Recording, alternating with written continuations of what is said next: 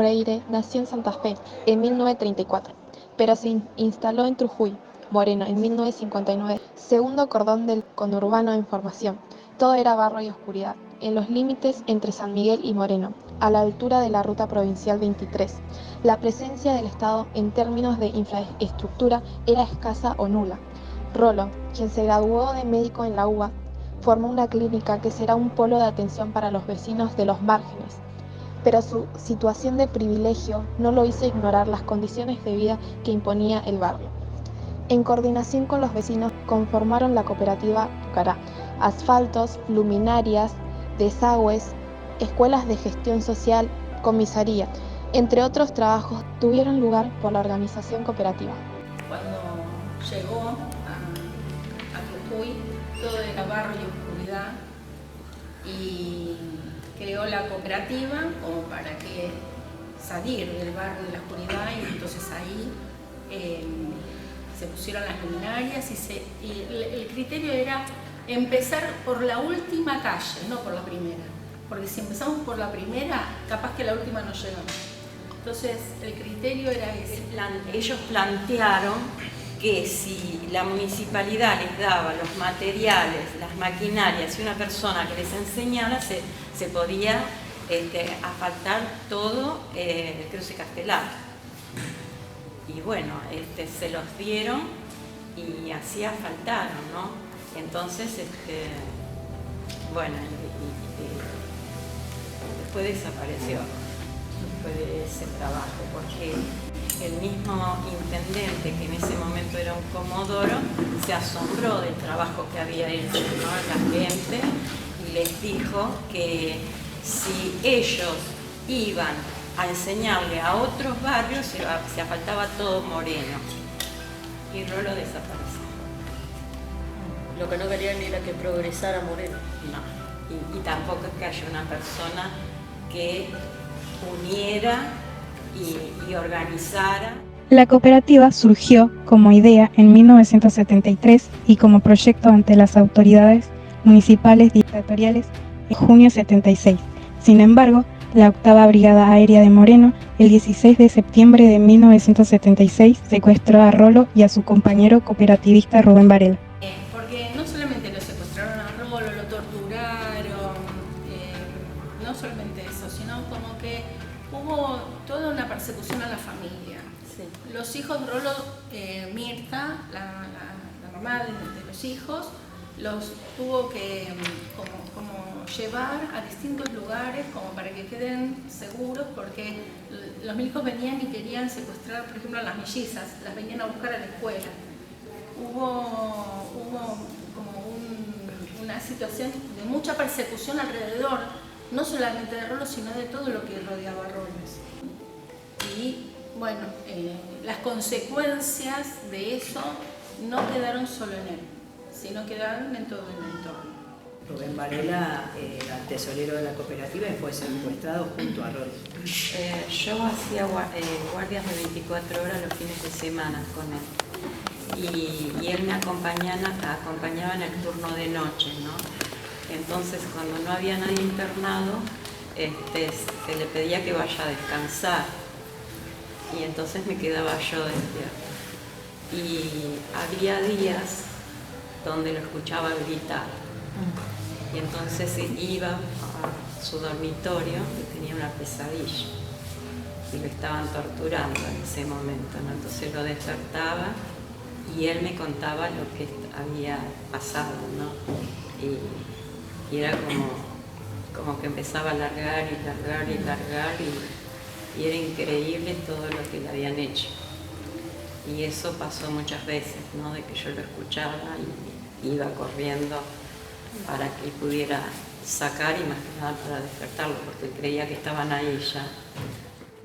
El 26 de octubre de 1976, Rolo fue liberado. El dolor vivido durante su secuestro en la camilla de tortura lo llevó a parir su conciencia. La conciencia en las condiciones en las que eran obligadas a parir las mujeres. Esto generó que Rolo sea pionero en Argentina en el desarrollo de los partos humanizados, donde la mujer es soberana de su cuerpo. Pero cuando estuvo secuestrado, frente o en el medio de la tortura, atado en una camilla, él se identificó con una parturienta. Porque antes a las mujeres se les ataban los pies en los estribos ginecológicos para parir. Bueno, esto se sigue haciendo, se apoyan en la panza para expulsar, se corta la vagina, como que un montón de prácticas que son cuasi torturas o torturas lisas y llanas. Pero a esto se le suma que había una premisa clarísima que era el que sabe nacer es el bebé. Ese es el que sabe, por lo tanto hay que estar atento a ese bebé solamente. Después en la semana teníamos un montón de talleres para trabajar con el cuerpo, con la vocalización, con la respiración. Había un montón de trabajo para poder llegar a ser soberanas de nuestro proceso, de no entregar esa soberanía, esa autonomía a nadie, sino de que podamos nosotras llevarlo adelante. Y él agregó este condimento muy importante en donde el varón va adquiriendo, dándose cuenta cuál es realmente el rol como padre de esa criatura, como corresponsable de ese fruto, que es el fruto de un vínculo entre dos personas. Entonces son tres.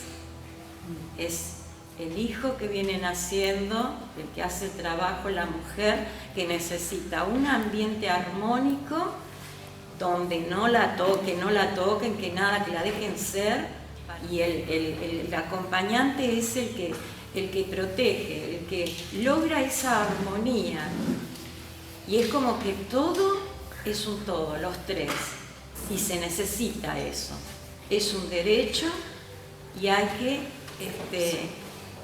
decir, no, yo puedo estar. En el año 2000, el poder mediático, en complicidad con la corporación médica y el poder judicial, actuarán para correr a Rolo del ejercicio de la medicina e intentarán construir una imagen negativa de los partos humanizados. Un juicio con muchas irregularidades, hay que decir, muchas irregularidades. Al principio eran los milicos, pero esa persecución va cambiando de instituciones. Puede pasar a ser de la policía, puede pasar a ser de la institución médica más hegemónica, gracias. Los medios de comunicación, muy importante. Esa persecución a ese perfil de persona comprometida, organizadora, ¿no? de la comunidad, va mutando, pero siempre parece que está. Era como que lo trataban de arruinar de todos lados. Y había que hacerlo desaparecer en vida, y lo hicieron. Pero acá estamos nosotras.